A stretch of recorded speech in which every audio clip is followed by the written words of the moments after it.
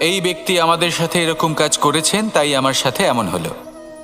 ওই ব্যক্তি যদি এমনটা না করতেন তাহলে আজ আমি ওই স্থানে পৌঁছতে পারতাম। সবই আপনার দৃষ্টিভঙ্গির ওপর নির্ভরশীল, আর যদি আপনার দৃষ্টিভঙ্গি এমন হয় তাহলে তা অনুচিত।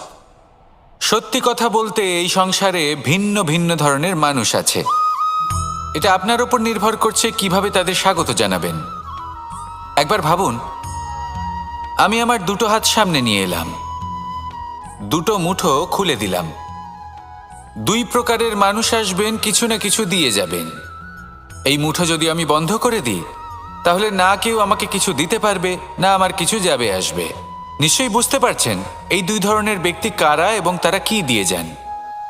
আমি যদি নিজের মুঠো খুলে দিই তাহলে কিছু ভালো মানুষ আসবেন, আমাকে আনন্দ, সন্তুষ্টি, জ্ঞান প্রদান করে যাবেন, ভালো অভিজ্ঞতা